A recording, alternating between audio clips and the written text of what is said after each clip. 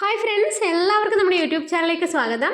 ഇന്ന് ഞാൻ എത്തിയിരിക്കുന്നുണ്ടല്ലോ നല്ല അടിപൊളി ഒരു ചിരട്ട കേക്കിൻ്റെ റെസിപ്പി ആയിട്ടാണ് കേട്ടോ.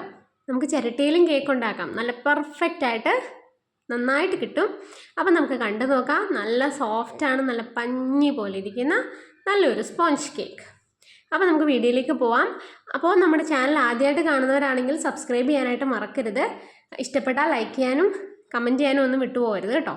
അപ്പോൾ നമുക്ക് വീഡിയോയിലേക്ക് പോവാം. അപ്പോൾ നമ്മുടെ ചിരട്ട കേക്കിന് വേണ്ടിയിട്ട് ആദ്യം നമുക്ക് വേണ്ടത് എന്താ? ചിരട്ടയല്ലേ.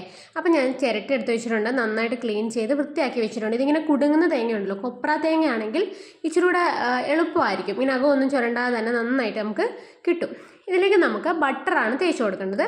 ആദ്യം നമ്മളിങ്ങനെ ബട്ടറൊക്കെ തേച്ച് നമ്മൾ കേക്ക് ഉണ്ടാക്കാനായിട്ട് നമ്മുടെ കേക്ക് ടിൻ സെറ്റ് ചെയ്യുന്നത് പോലെ തന്നെ നന്നായിട്ട് ബട്ടറോ അല്ലെങ്കിൽ ഏതെങ്കിലും റിഫൈൻഡ് ഓയിലോ നമ്മുടെ സൺഫ്ലവർ ഓയിലോ അങ്ങനെ എന്തെങ്കിലും പുരട്ടിയിട്ട് കുറച്ച് മൈദ ഇട്ടൊന്ന് ഡസ്റ്റ് ചെയ്തങ്ങ് വെച്ചേക്കണം. അപ്പം ഞാൻ ഇതിലേക്ക് കുറച്ച് മൈദ ഇട്ട് കൊടുക്കുന്നുണ്ട്. അതിന് നല്ല സൈഡിലേക്ക് ഒന്ന് സ്പ്രെഡ് ചെയ്ത് കൊടുക്കാം. തട്ടി തട്ടി തട്ടി ഒരു തിൻ ലെയർ അതിലൊന്ന് ഫോം ചെയ്യുന്നത് വരെ ഒന്ന് തട്ടി കൊടുക്കാം. ബാക്കിയുള്ളത് അടുത്ത ചിരട്ടയിലോട്ട് തന്നെ ഇട്ടിട്ട് ഇതുപോലെ തന്നെ നമുക്ക് തട്ടി തട്ടി എടുക്കാം. അപ്പം നമ്മളങ്ങനെ ചിരട്ട സെറ്റാക്കി മാറ്റി വെച്ചിട്ടുണ്ട്. അത് കഴിഞ്ഞു. ഇനിയും നമുക്ക് വേണ്ട സാധനം, നമുക്ക് ആ ഡ്രൈ ഇൻഗ്രീഡിയൻസ് എല്ലാം ഒന്ന് സെറ്റാക്കി എടുക്കാം. അതിന് വേണ്ടിയിട്ട് ഞാൻ 1 കപ്പ് മൈദയാണ് എടുത്തേക്കുന്നത്. അപ്പോൾ നമ്മൾ ഒരു അരിപ്പയിലേക്ക് ഇട്ട് കൊടുക്കുന്നുണ്ട്. അതിൻ്റെ അടിയിൽ 2 ഷീറ്റ് പേപ്പർ ഞാൻ ഇട്ട് വെച്ചിട്ടുണ്ട്. കാണുമ്പോൾ മനസ്സിലാവും. നമ്മളൊന്ന് ഇടഞ്ഞെടുക്കണം. അതൊരു എളുപ്പത്തിന് വേണ്ടിയിട്ടാണ്. ഒരു പേപ്പർ ഇട്ടിട്ടുണ്ട്, അതിൻ്റെ അടിയിൽ ഒരു പേപ്പർ കൊണ്ട് ഇട്ട് കൊടുത്തിട്ടുണ്ട്. അതിലേക്ക് 1 ടീസ്പൂൺ ബേക്കിംഗ് പൗഡറും 1 നുള്ളു ഉപ്പും ചേർത്ത് കൊടുത്തിട്ടുണ്ട്. ബേക്കിംഗ് പൗഡർ ഞാൻ 1/2 ടീസ്പൂണിൻ്റെ സ്പൂൺ ഉപയോഗിച്ചിട്ടാണ് ഇട്ടത്, അതുകൊണ്ടാണ് 2 വട്ടം ഇട്ട് കൊടുത്തത് കേട്ടോ. ഇനി ഇതിനെ നന്നായിട്ടൊന്ന് ഹൈറ്റിലൊന്ന് ഇടഞ്ഞു കൊടുക്കണം. ഇതെല്ലാം ഒന്ന് മിക്സ് ആവുന്നത് വരെ 1, 2, 3 വട്ടം ഒന്ന് ഇടഞ്ഞു കൊടുക്കാം. ഇപ്പം കണ്ടോ, ഞാൻ ആദ്യം ആ പേപ്പറിലോട്ട് ഇട്ടു. ആ പേപ്പറോടെ എടുത്ത് മാറ്റി അടുത്ത പേപ്പറിലേക്ക് നമുക്ക് ഇങ്ങനെ മാറ്റി ഇടഞ്ഞെടുക്കാം. അതിന് വേണ്ടിയിട്ടാണ് അങ്ങനെ ഇട്ടത്. ഒരു പേപ്പർ ഇങ്ങനെ ഇട്ട് കൊടുക്കാമെങ്കിൽ ആ പൊടിയെല്ലാം നമ്മുടെ കൗണ്ടർ ടോപ്പിലൊന്നും വീഴാതെ നല്ല വൃത്തിയായിട്ട് തന്നെ ഇരിക്കും. അപ്പം നമ്മളിങ്ങനെ ഇടഞ്ഞെടുക്കുന്നുണ്ട്. ഇതും ഇടഞ്ഞ് നമ്മൾ ആദ്യം മാറ്റി വയ്ക്കണം. അതിനുശേഷം നമുക്കൊരു പാത്രം എടുത്ത് അതിലേക്ക് 1/2 കപ്പ് പാലാണ് ചേർത്ത് കൊടുത്തിരിക്കുന്നത്. നമ്മൾ പൊടി അളന്ന കപ്പ് ഏതാണോ അതേ കപ്പിൽ തന്നെ 1/2 കപ്പ് പാല് ഞാൻ ചേർത്ത് കൊടുത്തിട്ടുണ്ട്. ഇനിയും നമുക്കതിലേക്ക് 50 ഗ്രാം ബട്ടറാണ് ചേർത്ത് കൊടുത്തിരിക്കുന്നത്. ഇത് നന്നായി ഒന്ന് തിളപ്പിച്ചെടുക്കണം. അത് അടുപ്പിൽ വെച്ച് കൊടുക്കുക, തീ കുറച്ചിടുക. അപ്പം നമുക്കത് ഡ്രൈ ആയിട്ട് പാത്രം എടുത്ത് അതിലേക്ക് 3 മുട്ടയും 1 ടീസ്പൂൺ വാനില എസൻസും അതേ കപ്പിന് തന്നെ 1/2 കപ്പ് പഞ്ചസാരയും ചേർത്ത് നന്നായിട്ട് ഇതിനെ ഒന്ന് ബീറ്റ് ചെയ്തെടുക്കണം. പക്ഷേ ആ വീഡിയോ എൻ്റെ കയ്യിൽ നിന്ന് മിസ്സായിപ്പോയി. ഞാൻ അന്നേരം വീഡിയോ ഓൺ ആക്കി വെക്കാൻ മറന്നു പോയതാണെന്ന് തോന്നുന്നു കേട്ടോ. മുട്ടയൊക്കെ ചേർക്കുന്ന വീഡിയോ മിസ്സായിപ്പോയതാണ്. അപ്പോൾ അത് നന്നായി പതഞ്ഞ് വരുമ്പോൾ അതിലേക്ക് നമുക്ക് ഡ്രൈ ഇൻഗ്രീഡിയൻസ് എല്ലാം ഒന്ന് ആഡ് ചെയ്ത് കൊടുക്കാം. ഇനി ഇതിനെ നന്നായിട്ടൊന്ന് മിക്സ് ചെയ്തെടുക്കണം. അപ്പോഴത്തേനും നമ്മൾ തിളപ്പിക്കാനായിട്ട് വെച്ച പാലും ബട്ടറും കൂടെ നന്നായിട്ടും ബട്ടറൊക്കെ മെൽറ്റായി പാലിൽ ചേർന്നിട്ടുണ്ടാവും. അതുകൂടെ നമ്മളിതിലേക്ക് ആ ചൂടോട് കൂടെ തന്നെ ചേർത്ത് കൊടുക്കുന്നുണ്ട്. ഇതും ചേർത്ത് ഇതിനെ നന്നായിട്ടൊന്ന് മിക്സ് ചെയ്ത് കൊടുക്കാം.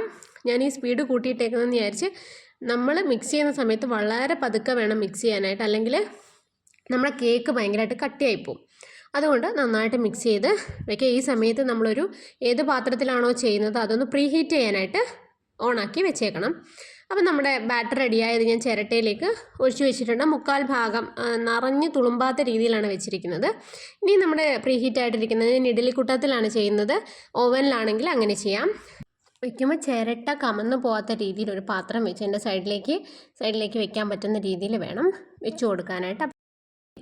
അതിലേക്ക് ഞാൻ നമ്മുടെ ചിരട്ട ഇറക്കി വെച്ച് കൊടുക്കുന്നുണ്ട്. ഇനി ഇത് ഒരു 20-25 മിനിറ്റ് സമയം, ഒരു 20 മിനിറ്റ് കഴിയുമ്പോൾ നമ്മൾ തുറന്നൊന്ന് എന്തെങ്കിലും വെച്ചൊന്ന് കുത്തി നോക്കുക. അത് അതിലൊന്നും പറ്റി പിടിക്കാതെ ഇരിക്കുന്നെങ്കിൽ നന്നായിട്ട് വെന്തു എന്നുള്ളതാണ്.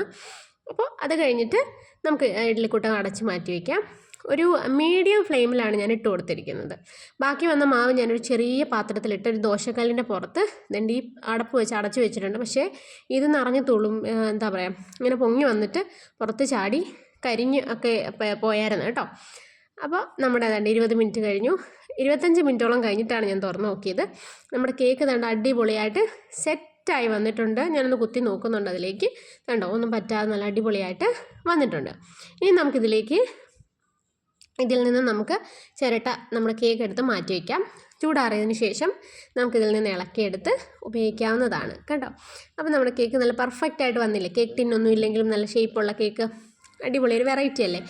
അതിന് വേണ്ടിയിട്ട് ഇനി ചൂടൊക്കെ മാറിയതിന് ശേഷം നമുക്കിതിനെ ഒന്ന് ഇളക്കിയെടുക്കാവുന്നതാണ്. അതുകൊണ്ട് ഞാൻ ദോശക്കല്ലിൽ വെച്ചിരുന്ന ആ പാത്രമാണ് കേട്ടോ, അതിങ്ങനെ നിറഞ്ഞ് തുളുമ്പി പോയതുകൊണ്ട് ഞാൻ പിന്നെ എടുത്ത് വേറൊരു അടപ്പ് വെച്ച് ഇങ്ങനെ തട്ടം വെച്ച് അടച്ച് വെച്ചതാണ് കേട്ടോ. അതും നല്ലതായിട്ട് വന്നിട്ടുണ്ട്. പക്ഷെ ഒന്ന് നിറഞ്ഞ് ഇങ്ങനെ പതിഞ്ഞ് താഴെ വീണിട്ട് പോയിട്ടുണ്ടായിരുന്നു. അതും കുഴപ്പമില്ല, നല്ല പഞ്ഞി പോലെ തന്നെ നമുക്ക് കിട്ടിയിട്ടുണ്ട്. അതുകൊണ്ട് കേട്ടോ, അത് താഴെ വീണതാണ്, ഞാനെടുത്ത് മാറ്റി വെച്ചതാണ് ആ പാത്രം അടപ്പും എല്ലാമായിട്ട്. അപ്പോൾ നമ്മൾ അത് മാറ്റി വെച്ചു. അപ്പോഴത്തേനും നമ്മുടെ കേക്ക് ഒന്ന് തണുത്ത് വന്നിട്ടുണ്ട്. ഇതിനെ ഒരു സ്പൂൺ ഉപയോഗിച്ചിട്ട് നമുക്ക് പതുക്കെ സൈഡൊന്ന് വെടിയിപ്പിച്ചെടുക്കാം. എന്താണെന്നറിയാമോ, ഇത് സ്പൂണിന് ആ ഒരു കർവ് ഉണ്ടല്ലോ, അപ്പം നമുക്ക് ആ ചിരട്ടയിലോട്ടിട്ട് ഇങ്ങനെ ഇളക്കിയെടുക്കാനായിട്ട് കുറച്ച് സിമ്പിളായിരിക്കും. അപ്പോൾ ദാ നമ്മുടെ കേക്ക് ഡീമോൾഡ് ചെയ്ത് എടുത്തിട്ടുണ്ട്. ഇത് നമ്മൾ ബട്ടർ പരട്ടിയിട്ട് ബട്ടർ പേപ്പർ ഇട്ടിട്ടാണ് ചെയ്യുന്നതെങ്കിൽ, ബട്ടർ പേപ്പർ കട്ട് ചെയ്തിട്ടിട്ടാണ് ചെയ്യുന്നതെങ്കിൽ ഈസി ആയിട്ട് ഇതിങ്ങനെ നമുക്ക് ആ ബട്ടർ പേപ്പറെ പിടിച്ചിങ്ങനെ ഇളകി വരും. ഇതിൽ നമ്മൾ ബട്ടർ പേപ്പർ ഇടാതെയാണ് ചെയ്തത്. എന്നാലും പ്രശ്നമൊന്നുമില്ല കേട്ടോ, ജസ്റ്റ് ഒന്ന് വിടിയിപ്പിച്ചെടുക്കണമെന്ന് മാത്രമേ ഉള്ളൂ. നല്ല പഞ്ഞി പോലുള്ള കേക്ക് റെഡി ആയിട്ടുണ്ട്. ചിരട്ടയിൽ വെച്ചൊന്നും പറഞ്ഞ പ്രത്യേകതയൊന്നുമില്ല, ആ ഒരു ഷേപ്പ് ഒരു വെറൈറ്റി അല്ലേ, അത്ര മാത്രമേ ഉള്ളൂ കേട്ടോ. അപ്പോൾ നമുക്ക് അടുത്തൊരു വീഡിയോയിൽ കാണുന്നത് വരെ ബൈ.